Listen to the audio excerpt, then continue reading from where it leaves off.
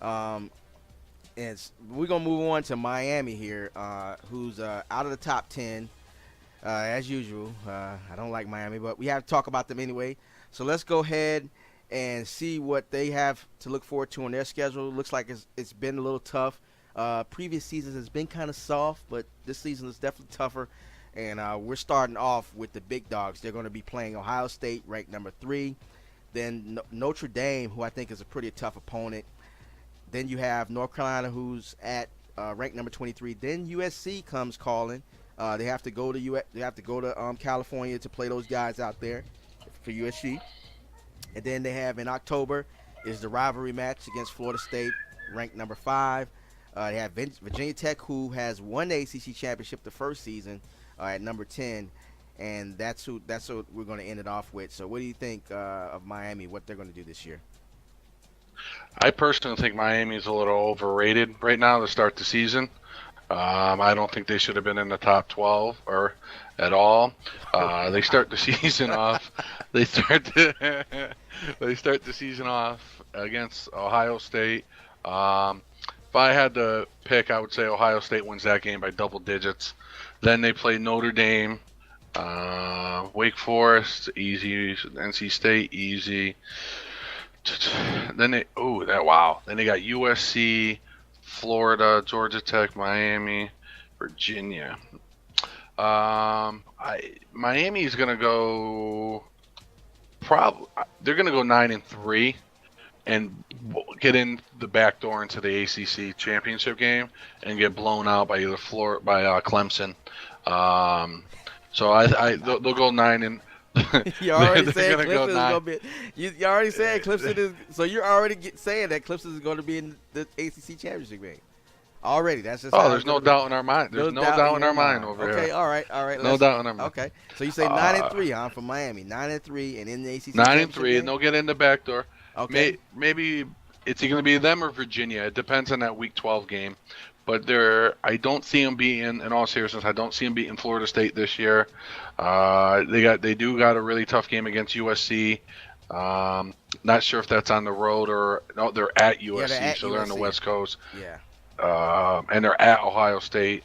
Those are going to be two very tough games. And and Coach UConn's usually good for one flop game a year. So 9-3, and sneaking in the back door to the into the ACC championship, and then getting blown out by a far superior Clemson team. All right, I like that confidence. That's a lot of confidence right there, Coach. Now let's talk about Oklahoma State. They have the least rated team in the of all the users, so they do come in a little low. Definitely after coming off a huge BCS win last season. They did lose a lot of starters, and the team is very young, so they're currently ranked 17th to start the season. And plus, obviously, they have a tough road. Coach Wetcher likes to hit the front end of his schedule up. So first week is against number 7 USC, then following that up against number 3 Ohio State, and then at LSU for week 3, and then he goes into his Big 12 conference, and then he finishes off the season at number 8 Texas.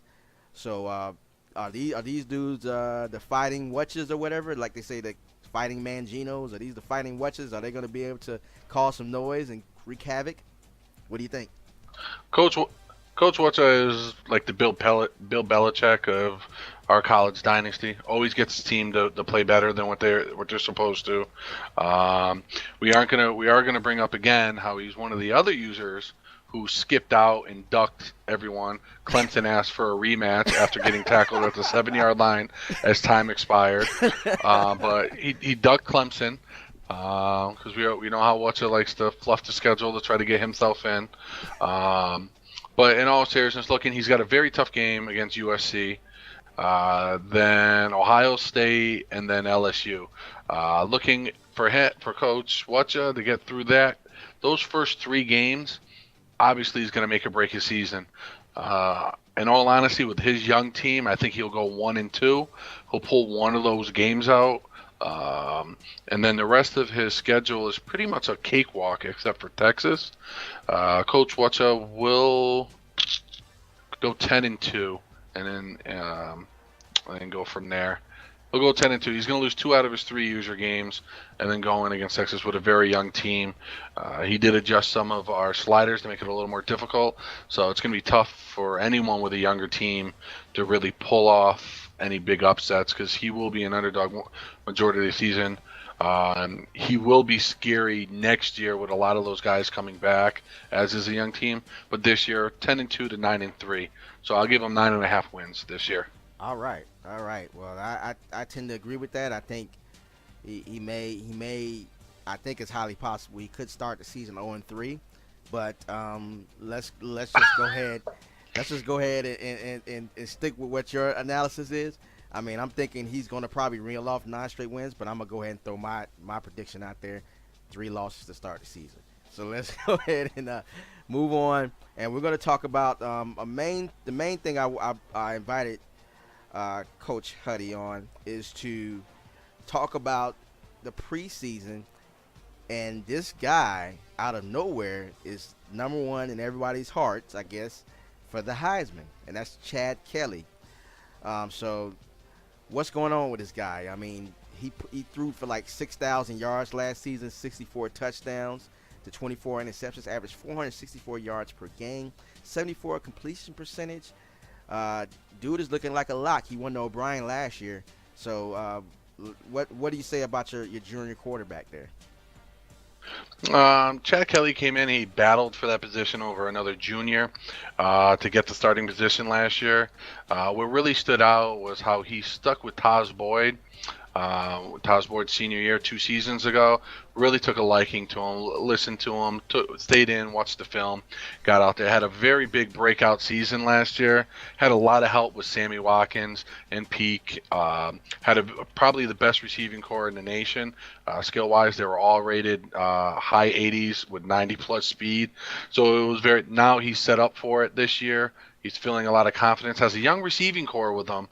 But he's feeling pretty good about it. Obviously, they're high on him this year. His goal is to throw for 6,500 yards this year to break his own record, and 60 touchdowns and 15 picks.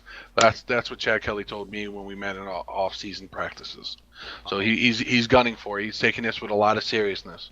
He's saying he wants to have the best year as a quarterback since Charlie Ward in Florida State. Oh. That's what he's looking to do. You know, that's some huge shoes to fill. I doubt he can accomplish that, but okay, we'll go ahead and stick with what he's got. I mean, the yards are amazing. I mean, Charlie Orr probably only threw for like 3,000 yards. So let's not even go into that. But either way, I mean, he's probably gonna have to do a little bit more on the field and maybe win a championship. Some might say, but you know, right now he is leading the Heisman race, and it's looking pretty stiff with the competition. You have quite a few players here. You got Matt Jones, who's number 2. Jeremy Hill's back in the mix after being in the mix. And I thought he won it the first season, but I guess I can't remember whether he did or not. But actually I could just look right now and see. So yeah, it looks like he did win it the first season. So Jeremy Hill's back in the mix as a senior to try to win the Heisman again. Then you have Duke Johnson, the speedster. He's in there, and Mariota's back as a senior. Dude looks like he's been there forever. Probably a 9-year senior or whatnot. Oregon can't get rid of this dude. But so it looks like it's going to be an interesting season for all these guys.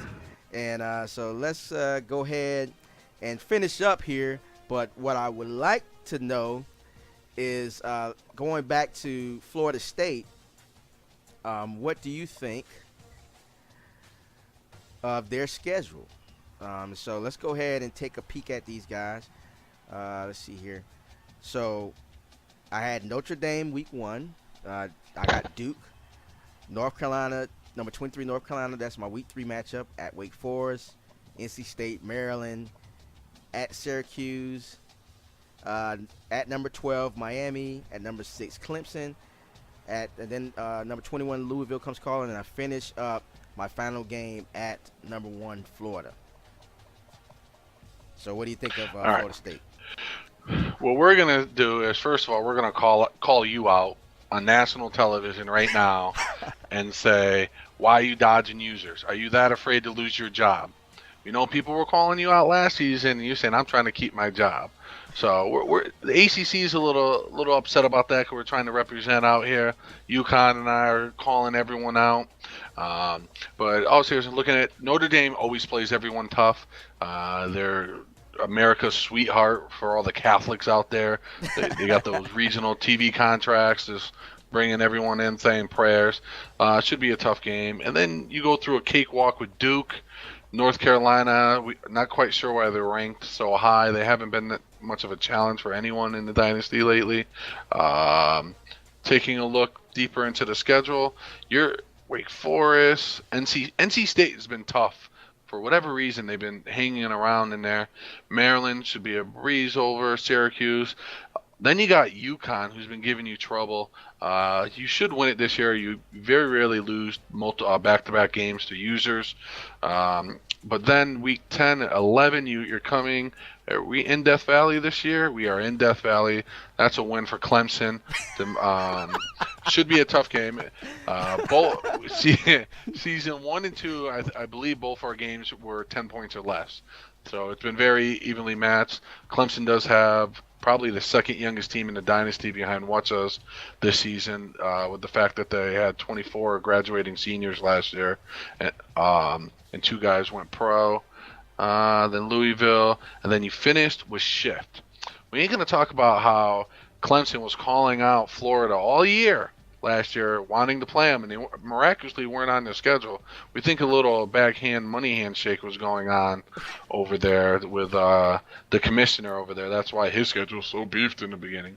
But in all seriousness, Florida State, out of all the users, Florida State has the easiest schedule by far from what we can see. They should. I'm going to say Florida State goes 10-2. And get the BCS bowl game, sneak it nod, but does not win the ACC championship. I think they're able to go 10-2 and get in, and that's where it's going to come down to. That's my prediction: 10-2 with a BCS backdoor BCS entrance game for Coach Sherrod Haywood. All right, I'm not going to comment on that, and I don't even know why you use my government name on this show. That's all cool. We're gonna let that go ahead and slide. You done dissed me like 3 times already, but we're gonna move forward. And folks, that's gonna be it for this. I do appreciate you a lot. You're watching. What do you think about the teams? What do you think about Clemson? That's what I really want to know. We didn't really look at their schedule, but I'm gonna go back. Go back to it really quick and just check it out. So they have starting up now. No predictions. I just want you guys to post what you think in the comment section below. They got number 2 to start off the season. Then they have a bye week. Then they're at number 3 Ohio State. They're at number 23 Colorado. And then they have Florida State in week 11, Louisville week 12, and finish up with South Carolina week 14. Now, talk about week schedule. But I want your comments in the section below. Let me know what you guys think. I appreciate you, Coach Huddy Say What, for coming on. Appreciate you. Much love there. Thank you for stopping by. You got anything else you want to say to the people before we get head out?